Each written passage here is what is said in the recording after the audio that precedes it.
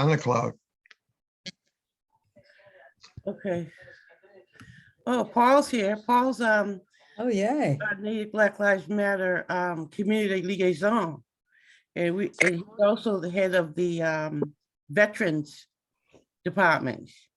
Paul's a good friend of mine and he's very supportive of me and Black Lives Matter. So welcome, Paul. Good morning. I can only stay about 20 minutes. I have my group at half an hour, my CBT group. Okay, well, that's good. We have it recorded and we'll probably send it Paul's out. Paul's hours are 50 hours a week. He squeezes 50 hours in 40 hours in a 50 somehow. Just by way of introduction, Tom Daly is Natick Black Lives Matter secretary. Beth is the editor? Researcher, Researcher. interviewer, it seems. Interviewer. Paul is I'll get a more appropriate Oh, very I nice. am the founder. So I'm taking away, Beth. background. I'm gonna mute myself. Okay. There we Hello, go. I'm Beth Bennett and I'm happy to be here. And yeah, I'm lucky I know how to do research. I found a lot of information about Kathryn right away, but and it's pretty amazing your involvement with being in Virginia and DC, and then zoning board and wine store owner and director of Islamic, I had it. I will lead Islamic program at Harvard for 10 years and president of a global research group and Coughlin consulting, and just amazing, different places, different activities, different awards, all these honors and awards. Wow. Very, very impressive. But I was trying to think, and I wrote to Deb, now what would your connection be to Black Lives Matter? And I found a great answer today. I was so excited. Besides the fact that you've done a lot of work with people of different culture, tons with Islamic people, and which is not a small thing. It's a pretty amazing thing. I found a great connection, and that was Berea College. And you went, and I thought, I don't really know that much of that about that college.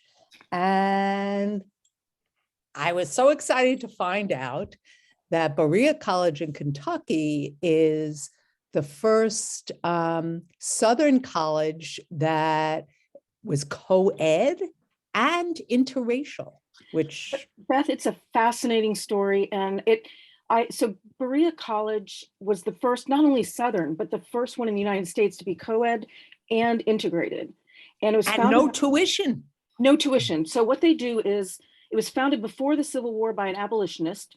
Right. He was given some land to build a college for this particular mission. And the mission was to accept students who were of high potential, academic potential, but who didn't come from a place of means. So my family, we grew up working class, but after my parents divorced, we didn't really have funds. I was the eldest of 4 to send us to college. So I stayed home till I was 26 and helped raise my brothers and sisters. And then I went to college. So I got a late start. But Berea College, in fact, they have a fascinating, if you look up the Kentucky Day Law, DAY. Yes, So 40 years without that diversity, yes, right? Right. So the state of Kentucky sued and shut down. They passed a law that said blacks and whites could not be educated together. I think it was 1902. Yes. And so what Berea College did at that point was to put partitions in the rooms, but they still kept the dorms integrated, and sued and went to the Supreme Court and was eventually overturned. So the school has a very strong social justice mission. Yes. And there are a couple of things that I took away from there. One was So there's no tuition, so they Right. accept students who don't have the means to go. And the idea is that they instill a sense of strong social justice values and the dignity of manual labor. So everybody at the college has to work a minimum of 10 hours. And with they take your Pell Grant because everybody's eligible for Pell, and they have a sizable endowment. And the thing to remember about Berea is you don't have legacy students, right? Because presumably you graduate from college, you go on to be at a higher social and economic class than your parents, and your kids aren't eligible to go. So they rely on grants and loans, and not loans, grants and gifts and money from their alum. So my husband and I are, I forget the name they use, but we give quite a bit to the school. They enabled me and encouraged me. This would never happen today, but the reason I had so much involvement in the Middle East and is that my sophomore year, I went in January to the West Bank and studied the application of international law. So my research question was, if you're living in an occupied territory and the military are essentially the police, and somebody steals your cow or your sheep or your car, who do you go to for justice? Because the military is not interested in getting your sheep back, and the military is not interested in getting your car back. So what are the places in an occupied, militarily occupied, where you would seek justice?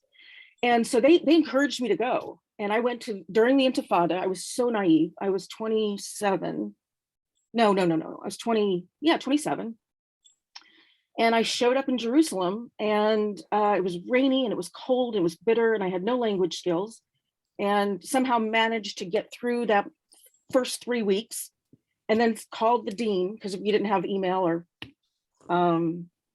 texting or things like that. I called the dean and said, I'm not coming home. I'm going to stay here for 8 months and through the spring semester. And I have drafted 4 independent studies so that I could stay on tuition and they would continue to support me. And I've called other faculty, and these faculty have said that they will support me. So I need you to walk these through the general council or the academic council to get approval. And they were so encouraging. So I did a study on Bedouin poetry and just a bunch of a mishmash of independent studies. But what I did, I got an apartment or a place to stay in Nazareth, which is in Israel proper, and commuted into the West Bank to work for the Arab Human Rights Agency or Human Rights Organization. And what I did was I translated what was going on from there. So they would translate from Arabic into Arabish, and I was learning Arabic. So I translated the press releases into English, and then we sent out the press releases. So Berea really gave me the ability to do astonishing things, coming from a background of very limited means.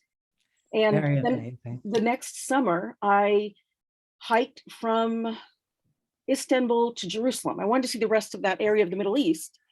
And I said, hey, I want to go study Crusader military architecture. And by study, I mean go to these castles and go, oh, look, and take pictures and read a lot. And they let me do it. They said, go. They gave me $2,000, which was enough. And I slept in castles and I slept in fields. But the thing that I took away from these 4 years at Berea was meeting an astonishing variety of people of different cultures and religions and socioeconomic levels. I met a general in Syria, and I ate with illiterate farmers in fields, and it was a magical time of my life. But what it did was it prepared me to go on to think about life from social justice issues first. Second, the dignity of labor. So I've never not worked, except for now. So I'm retired. After I sold the store, I said I won't work for wage income anymore. What I'll do is just volunteer and give my time back. Oh, this camera is awful. Give my time back to the town and So and Catherine, volunteer where I can. Yes, Deb. are you So gonna Deb ask is me- chomping at the bits to ask you a chomping at the question. bits She's writing because all these amazing things have about you. Go all ahead. these amazing connections with you right in here. Tell me. First of all, I went to Berea Saturday school. Oh, what? You're Oh. And kidding. then my mom and What is and my that? mo- Excuse me if I Well, may it's the interrupt. church. I believe it's the church extension of the school. So it's called Berea. Is that correct? It's found, so Berea is a town in present day Kentucky? Yeah. Turkey, I think, is it? Oh, Well, it's a church called Berea. Yeah, and and there's also the Saturday church, school. right? So I went there. Second thing I wanted to mention, I'm a Christian. I've never been to Jerusalem, but they know I study the Bible, Tom. I try to force Tom into my Bible studies. But I just love the whole thing about you being dear Jerusalem. Second, my friend Dan speaks Arabic Oh, on the wonderful. line. And third, and I'm gonna turn it back over to My little Arabic. Beth. I'm gonna turn it back over to Beth, but third, I am a human rights activist. I work for Oxfam America for 10 Wow. years. So I've been to Africa. I've been to I know extensively about a lot of the different regions and fundraising. And fourthly, question, do you know about the select board setting up the diversity committee? Of course, yes. Can you talk about that? Because we want to have a half an hour of question and answers. Of course. So go. So this, go. This is a very important, Laugh out loud. I'm sorry. Go ahead. this is a very important committee, I think. We don't have a lot of diversity, unfortunately, in Natick. Our non-white population is 24%. And having, that's based on the 2020, and that most of that is Asian, by the way. So Asian is 12% of our population. So that's predominantly people who identify as being from India, Pakistan, Bangladesh, and China. So I think it's really important for us to, for the committee to develop with our new diversity and equity DEI. I can't remember the title of this person that was approved, but the person who will be coming in and helping the town examine the ways that we can reach out to this community and invite them to be more active, to be on boards, to be on committees, and to examine the policies and procedures that are in town that may be barriers to that type of inclusion. Do So you Sue, do see it? you know about the committee as well? Because Sue's currently on the select board. Yes, Sue? You're muted, Sue. There you go. Hi. Hi. I have the honor of chairing the Equity Task Force that was a committee appointed by the Select Board. And we were supposed to look into how to make permanent representation in the government to advance equity in Natick. And the task force work over the last year has made the recommendations that the town hire a chief diversity officer and also have a diversity, equity, and inclusion committee to permanently advise the board of the select board, as well as support the work of the new chief diversity officer. Okay, thank you. We want to recognize your presence here. Thank you, Sue, from the select board. Appreciate it. Okay, that's good. I mean, are there issues that you may, either of you or anyone, foresee in terms of, or what has happened in terms of poor diversification issues, or how could that be addressed? Yeah, exactly. Or how has it been addressed? Yeah, a little more. Oh, Beth, is that just? I didn't want to take. It's to time. either of you, yeah. Go ahead. Sue. Okay. Basically, to frame it, we recognize that it has to be addressed in all angles, although I don't want to take away from Kathryn's. Yes. Oh, go ahead. Time. So I'll just say, for example, one of the action steps would to develop a way to literally understand the demographics of our representation in the town government. It's pretty obvious, elected officials, but it's not so obvious with volunteers.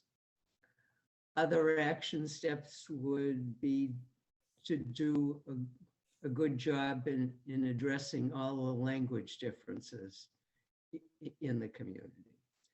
And it's certainly obvious to address how we recruit our employees, how we Yes. work to help them grow in their job and keep them. But then there are all the other, the surrounding factors. What can we do about transportation? How are we going to better address developing affordable Affordable housing? housing. So, but I'm going to stop because really, I came today because you were giving Kathryn an opportunity, to push forward her candidacy, and I shouldn't be taking up that time. Okay, thank you. Just one more, thank you very much. That was very helpful. And just before we get back to Kathryn, I just wanted to acknowledge Paul Carew, who is about to leave. He's the director of the Veterans, he's the P on your screen. He is the Director of Veteran Services for the town of Natick. He's a liaison to Black Lives Matter community. Do you have any questions, Paul, before you're off and running to your many services that you provide? Hey, good morning. Thank you very much for the opportunity. I had actually applied to that committee when it first came out as soon, and for many reasons.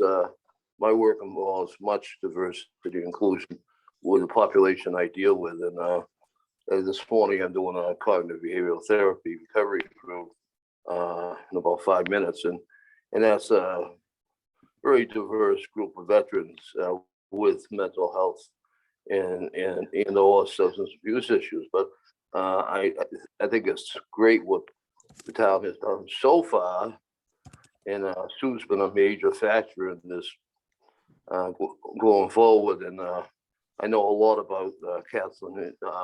I've seen her at town meeting and so forth, and she's a go-getter, And I learned a few other things about this morning about the background, which I think is terrific. So I wish the best, Kathryn. I wish I could stay longer and pick your brain a little bit, but that can be done in a later date. Okay, That thank you, sounds good, Paul. Paul. Deb just wants to say one thing to you before you leave. Yes, Paul, I just want to thank you for your service to Native Black Lives Matter. In particularly, Paul has helped provide some pamphlets on mental health, and they have been very, very helpful to me and to all the constituents that I see around town in my work with my job at Amazon and Black Lives Matter, et cetera, et cetera. Thank you, Paul. Okay, back to. I promise, Kathryn, I'm going to get back to you in 1 second, but since Daniel was here, did not know, but he has since moved away. So I just want to acknowledge him too, if he wanted to say something. Hi, did you want to say anything? Thank you for having me. I'm excited to be here. Thank you so much. Okay, thanks. You want to Okay. mention anything about your Arabic training or teaching? Sure. Yeah, I teach Arabic at Wellesley College. Oh, So, cool. أهلاً وسهلاً, Ahlan. Oh, very cool. Thank you. Okay, That that's is good. So excellent. cool. I I did not know. know that. We didn't let Tom say anything. Tom, would you like to? Tom speak? and Tom, who does everything. Yeah, I just have two things. I believe the Black population in Natick is around 6%. I did some work on a while ago on looking at the different breakdowns, and I believe it's around 6%. Total, like you said, total 24% minority, but it's about 6% African Americans. Okay. Second thing, yeah. Second thing is maybe Sue knows, this person is going to come in and they're going to form a committee. Is it going to be applications and interview process similar to what they had before? Good question. Okay, The answer is yes, and actually the population is 2% according to the town. 2%? Okay, I couldn't But tell really- if that was a peace sign or you wanted to say No. something. Yeah. So But, that was I'm 2%. gonna remember it's 6, interject. so it's 2. Okay, I'm going to interject as the founder of I'll be Native quiet. Black Lives Matter that we do have other Black people that are members and they are not able to come. We have a liaison. His name is Ralph Jason Younger, and he's the social media person, and he lives in Falmouth. So we have Vice President Janice. She has a medical conditions, but we do have a lot more people that are part of Black Lives Matter. And I do hope that the diversity committee really considers a person of color for the role of the DI. We have a lot of people, white people in positions. We need to have somebody, diversity of color into this position. I'm strongly going to write a letter recommending that from Native Black Lives Matter. I appreciate it. Okay, thank you. All right, so back to Kathryn. What could you say as Sue had suggested to support your candidacy here and maybe related to us or not? I mean, I thought of this more as a general interview, but I think that that's a good question anyway. So I would say that as it relates to Black Lives Matter and to the issue of diversity, equity, and inclusion, I have a great background in working with, for more than 20 years, people from different cultures, different religions, different socioeconomic. I mean, let's not forget that diversity also includes people who are from different socioeconomic classes. It's not just the things we talk about the things that are important and obvious, right? LGBTQ plus, we talk about ensuring that non-white or BIPOC, the BIPOC population is included, the community is included on these, but we also need to think about things like, I think, religious diversity. I think things like, having a wide range of people who come from different religious backgrounds and socioeconomic, because these people also bring insights into their lives in Natick that may escape us. So I've worked with a wide variety of different peoples and successfully. I'll put that out there. My husband's from India. My mother-in-law lives with us. We brought her over here a couple of years ago. She's 84 and super active. And I think that my being on the select board would bring a very unique perspective. Someone who comes from a place of slightly disadvantaged, economically disadvantaged. And I went to college, went to grad school. I'm an ABD PhD. I do a tremendous amount of research. So for example, yesterday, I just finished a book called The Color of Law. This relates to Black Lives Matter. The Color of Law, if you've not read it, is a fascinating book. It's horribly depressing, but it's essentially how local, state, and federal governments have used law to segregate societies, and not cities, and not just to enforce segregation, but to actively separate and disintegrate communities that were integrated. And so it got me thinking about my neighborhood. So my neighborhood was built in 1949, and my house was, the house I live in was sold in 1950. The neighborhood was specifically built for soldiers at Natick labs and returning soldiers. So at the time in the 1940s and early 1950s, the FHA, which was created 1932, 1933, and the VA specifically excluded the African-American population from guaranteed loans. And they funded, the VA funded developers like Levittown, that's the most famous example, but specifically funded developers to build housing for the returning veteran population, but would only fund them if they had deed restrictions, covenant restrictions that would not allow Black people to move into this housing. And so I was curious, did my house have a covenant? Did my home have a deed restriction? So I went to the Registry of Deeds in Cambridge and looked it up, and it didn't. My neighborhood, I looked at the deeds for the maybe 80 houses in this little loop. I live off Hartford Street behind St. Linus. And so my neighborhood didn't, but then I started flipping the pages of the book where my deed is. And you started seeing, because these are filed and recorded when they come in. So it's all the towns that are in southern Middlesex County. So I started flipping and I found ones, deed restrictions and covenants in Arlington, in Belmont, in Boston. And I couldn't stay because the registry is not open to people. You go in and you drop off your documents to be recorded.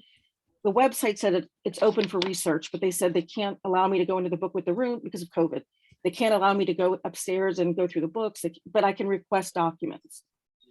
So the long and short of it is, I was curious enough to go down and look, and, I think these kinds of things are important to talk about. I don't think a lot of people know. I think they know that there's segregation. I don't think they know how active the state and towns and cities and counties were in actively disenfranchising the Black community.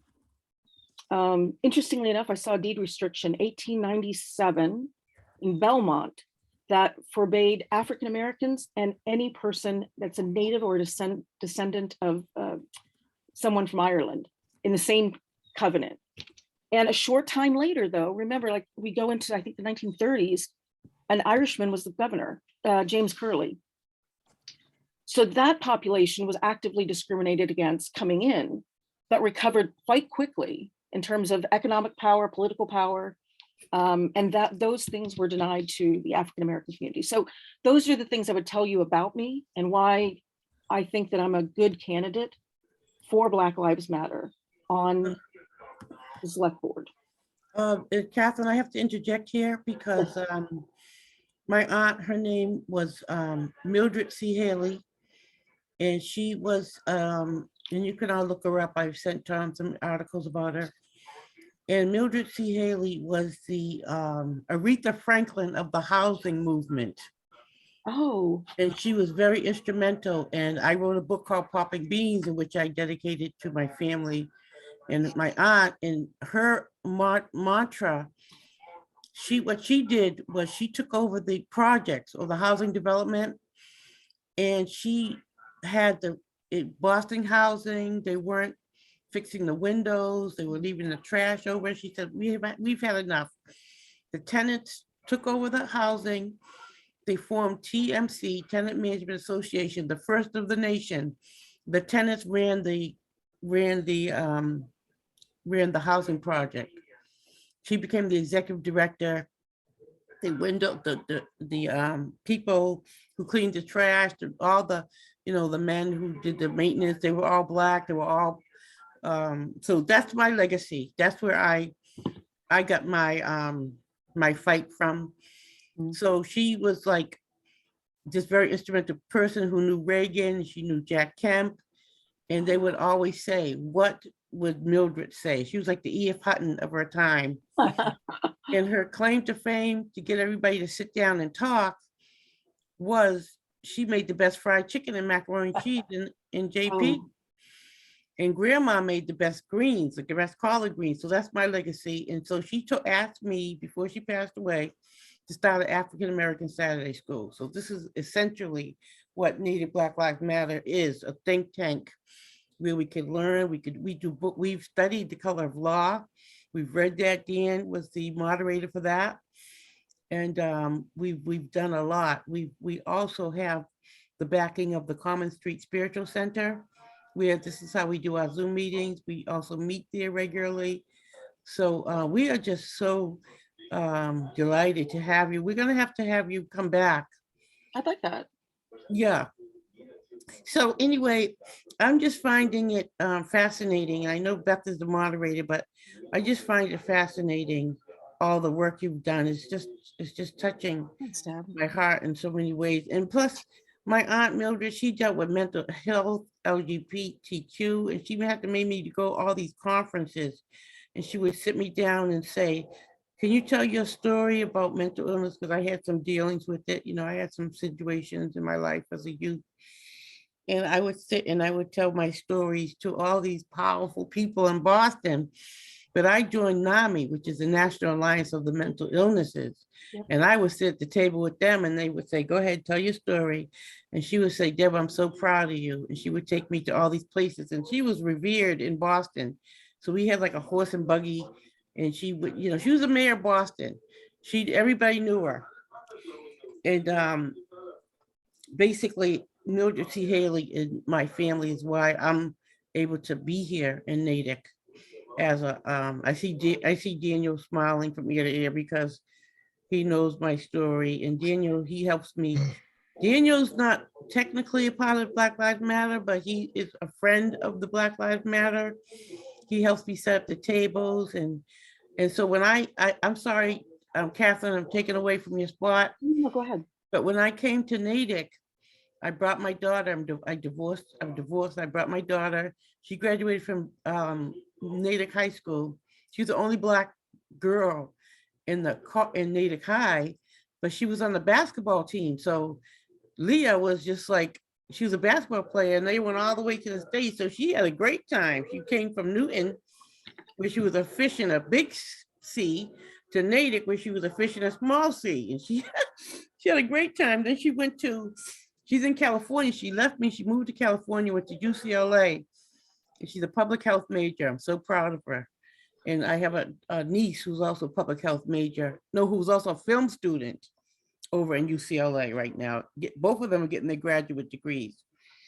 And my mother always says, you know, the change for Black people because of the education that we have, and now that we're educated, and so, you know, we have a voice, you know. And I just come from a long line of ancestors and people that make me feel like I am somebody. So I try to stand up in me, and I don't try to be pushy, but I just try to say, hey, did you see the 1619 project? Did you read it?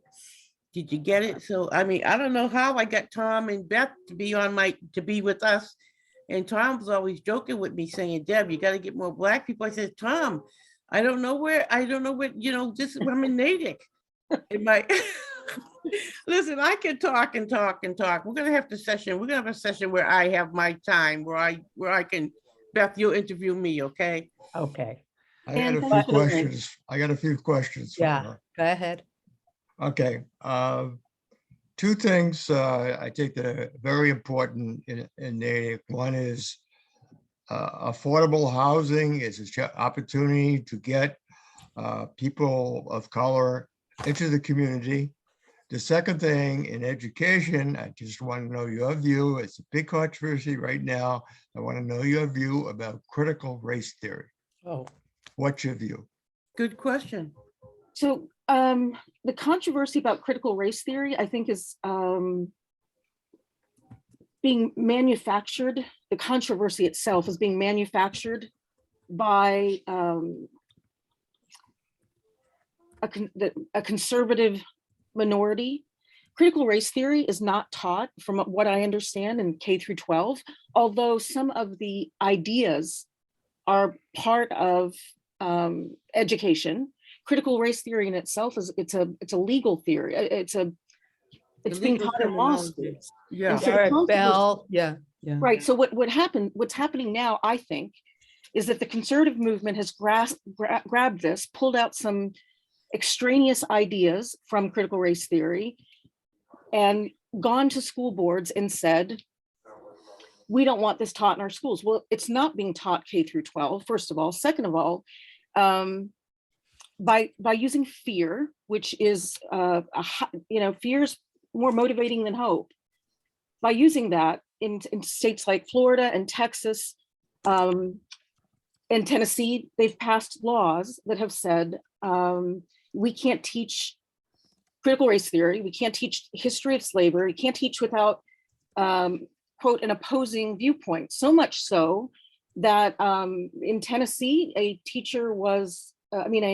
principal reminded teachers, you cannot teach about the Holocaust without an opposing view. So I'm not really sure what that opposing view would look like. Do you teach Mein Kampf and the Holocaust? It's absurd. I think and what's happening is we're muzzling teachers from teaching about history, which is extraordinarily important. I'm trained as an historian, and the adage that if we don't know our history, we're doomed to repeat it is absolutely true. So I tend to look at everything from a historical perspective, and I think that if we're not teaching people about the realities of if we're not teaching people about what has transpired, for example, the color of law, teaching students that the government was actively involved in segregation and actively involved in robbing Black people from building equity, then not only are we never going to ameliorate or remedy that, but it's bound to happen again. And if it's not going to be in the Black community, it'll be in another community that's disenfranchised. The second question about affordable housing, I've been looking at this very closely in Natick. We're not getting any more land. There's a fixed number of land. So one of the things that I was looking into is we have a what we call a family suite zoning bylaw. Across the country, looking at affordable housing, one of the things that governments have looked at, or local governments have looked at, is accessory dwelling units. So in other words, it's a family suite. You can subdivide your house and have like a in-law suite, if you will. Subdivide's the wrong word to use. And I wouldn't use that before zoning or planning, but you make an accessory dwelling unit. You make a dwelling unit, an apartment, if you will. And that does two things. One is it allows the family that's living there to have a stream of income. And it also allows you to create housing that didn't exist before. And probably at below market rates, because we're not talking about very large places. Now, the problem with that is it's not conducive to families, right? I mean, you're looking at maybe a married couple at most. So our family suite rule is very restrictive. So the person moving in can only be a relative by blood, marriage, or adoption. And the apartment has to be fully integrated so that visually you don't see that there's an addition, and also that the living areas are together. So I've kind of explored wondering if this is something that we could remedy to create housing. I think it's really important to be inviting developers who are nonprofit development corporations to build housing in Natick. And I mean, those are just some of the ideas, some of the things I've looked at. It's obviously not comprehensive, but I think that we do have some work to do. Yeah. One question, have you actually talked to the head of Natick schools about what's going on with critical race theory? I have not. So I've sent an email to Anna Nolan, to, let's see, Julie McDonough and Donna McKenzie, to ask if we could meet either if before the holidays is too hectic, then in early January. Good, yeah. Anna's a good lady. I've heard I want wonderful. to ask Daniel to ask a question. And Daniel, are you still there? Yep, I'm Yeah, still he here. is. Sorry, Yeah. my Could you- camera's off for a moment. ask a question about Sure. the committee that you're on, the sanctuary city or sanctuary town in Natick? Could you Oh, ask yeah. about Um, that? well, I don't know if I'll, yeah, oh, Please. I'm a part of just, it's just a working group of folks that are interested in helping to create policies across town government for to make Natick a sanctuary town. So right now we're in communication with the police chief, asking about what the policies are and if we can help draft policies to, not have the police be checking, for immigration status and things like that. Here, oh, I can turn my camera back on. Yeah, but I did have a question. It's not related to that. Is that okay, Deb, if I ask a different Oh, question? of course, I'm sorry about that. Go No, ahead. no, totally fine. No, I was going to ask you, Kathryn, in watching the select board and being familiar with the select board, what are some ways that you're thinking about how you could practice and model anti-racism in the deliberations of the select board? I think, I'm really thankful, I'm glad Sue's here too, Sue Salamoff, for, the leadership that they've shown in creating the equity task force and pushing forward with the chief diversity officer and the DEI committee. But I'm also thinking, what are some other ways, I guess, Kathryn, if you've been thinking about, ways that as the select board, sets the tone, I guess, for the town and town government, what are ways that you can help model anti-racism at that highest level? Oop. That's a great question, Daniel. That's a great question. I think being active and vigilant in everything that comes before the board, looking for ways to be proactive about ensuring that the board, the deliberations are anti-racist. When you were asking that question, what I was thinking about is the accessibility of the board and its deliberations to everyone. So, and what I mean by that is, COVID has wreaked havoc in so many areas of our lives. The one shining, if there's only one, the one shining silver lining has been Zoom.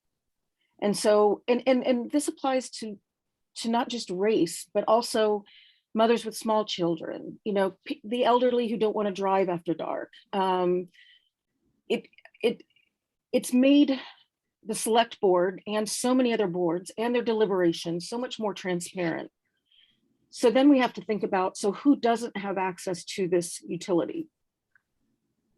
And by utility, I mean the internet. So who in our town does not have access to this and why? And how do we make it more available? So this is kind of a tangent from your question, but it's along the lines of making sure that our deliberations are transparent to the extent possible. Obviously, executive session doesn't count, but making sure that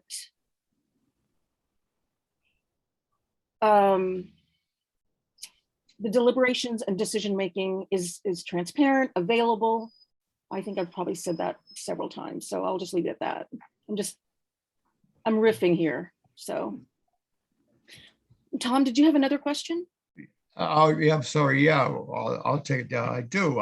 This is just completely, I know you speak Arabic. Do you speak anything else?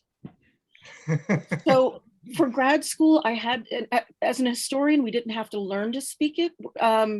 So I read Spanish, French, medieval Latin, which, not in high demand. I read Dari and Farsi and Arabic. Okay. And my Arabic speaking skills are so poor because all I do now using it for, I was in grad school 20 years ago.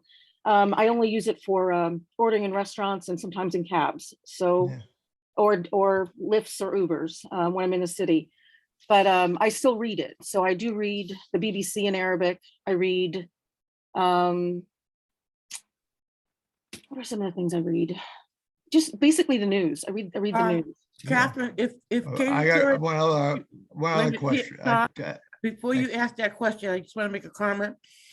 If Katie Couric was to interview you and ask you what books you read, you would have no problem like the other lady that was, No problem at all. Okay, so in November, I read The Name of War, which was about the King Philip's War. This Land is Their Land, highly recommended. It is a phenomenal book. It's pretty fat, but it's a phenomenal book on the history of the Indian population, the Wampanoags. and we would like to invite you to join Natick Black Lives Matter. Okay, I will. I'm And in. I want to just mention one more thing, Tom, please. As a Black person living in Natick, right? Let me just say this, okay? This is a white person's town. This is a white people's town, right? Where everywhere I go, there's white people. I've never had any problems, right? But I know there are problems in some towns. Some towns are sundown towns where Black people can't go. Like Ahmaud Arbery was murdered at the sundown town, right? They found him guilty. All I want, we have a Black police chief who I have a nice relationship with, who did some interviews. Like my Nana said, I said, Nana, why don't you move out of projects? You need to move. We got money, we can move you out. Her name was Nana Younger. She made the best collard greens to JP. And it's a black project, right? There's a different feel when you are in a Black town, because I'm from Boston. I'm not from Natick. I've been here 7 years. I only came to Natick because my mother sold her house and she had to move. She was getting older. I needed a town, and Leah didn't want to go to Randolph. Natick had good schools. They let me in because I know people and I talk a lot and I got this personality that people just can't say no to. I'm Deb, right? But let me just say this. We don't want to change Natick to be a Black town or to be a Black person's town or anything like that. We just want to be a peaceful town. And we just want, when I go, like, I don't know if I could jog in Natick. I'm keeping it real. I don't know if I would feel safe going into, we have this nice, oh, it's so beautiful. I live in a nice place. I live in a nice, they laugh. You live in a high rise. They say I'm rich because I live in the Avalon. But to go behind there, you got the walking trail that they just built. Oh my God, that's awesome. I think I'm gonna go for a walk. It's not about the color of the skin per se. It's just that, I like things. I like to read. I'm a reader. I read Latin too. I went to Latin school, but I didn't want to stay because they didn't have, it was all girls. I wanted to go to the boys. I wanted to go to the town in Lexington where my sisters were, because they had boys there. So anyway, and my mother says, I should have kept you in Latin. That's the name of my story. I should have kept you in Latin. But anyway, I graduated from Tufts. I went to Paris. I've been to Africa once, but the thing is, I have a global perspective. But I also realize that people like their towns, people like a certain way of life, right? Am I right or am I wrong? And all I'm saying is I just want, as Black Lives Matter, to feel safe, to have a voice, Kathryn and Susan, and I'm so thrilled that I have people on my board like Tom and Beth. And now we didn't say this, but Beth is a scholar. I don't know, I fit right in with the scholars. I was in the AP classes all my life. I used to sit in the AP classes and I was the only Black person in the class.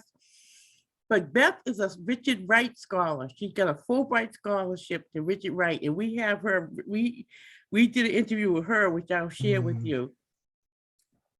Thanks. Go ahead. Hey, I'm a racial activist, have been Yes, for he years. is. The only thing I wanted to say, I mean, Chief Hicks will tell you this.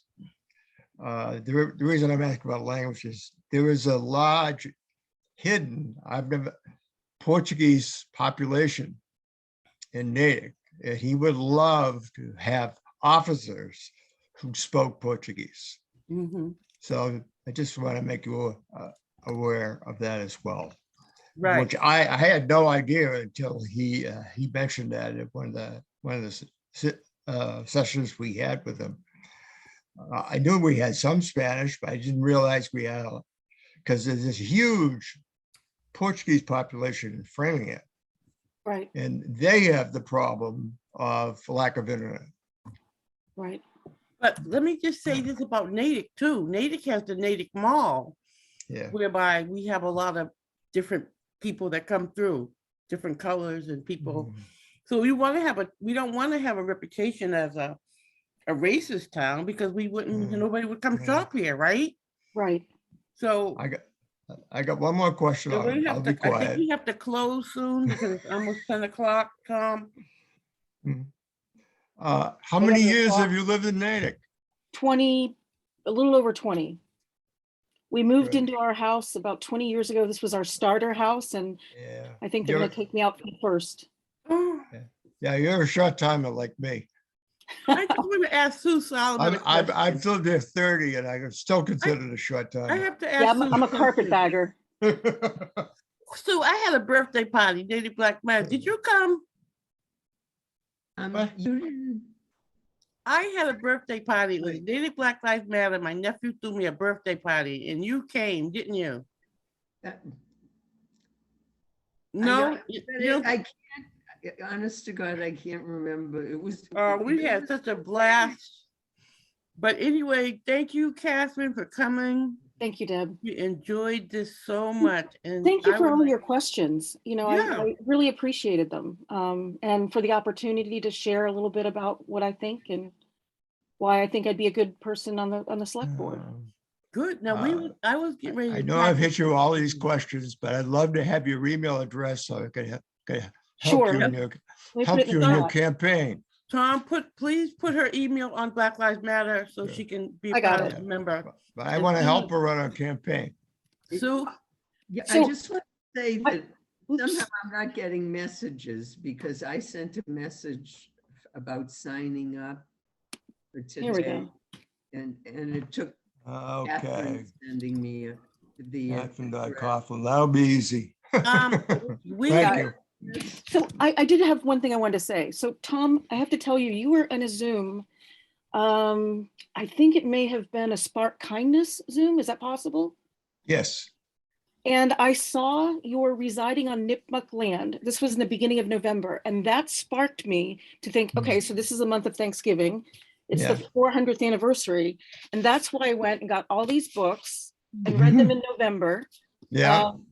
And I just wanted to let you know that was something that really Very- impacted me. And I had a fantastic, I learned so much. And the one other thing, this book, This Land is Their Land, Mhm. what I loved about it is it covered the history and culture of the people who lived here before the white people came. Yeah. So we talk about slavery starting in 1619, but the Yes. Dutch, French, and English also came over. They were trading, but they also kidnapped and sold into slavery American Indians before 1619. We're talking about like the late 1500s. Mhm. So Well- 1619 is a good place to start, but Mhm. knowing Yeah. that it happened before then was very sobering. Right. Well, Native Black Matter is very unique. It's not the racial group. It's not any of those other groups. It's Black people. Catherine, Let a great, me just say- let me a just say great this. book to read, to Ex- get the real skinny of what happened on May, Excuse me, is the Tom, could you- Mayflower, Excuse me, Tom. Mayflower by Philbrick. Tom, Mayflower, could you stop the recording right now, please? Could you stop it? Sure.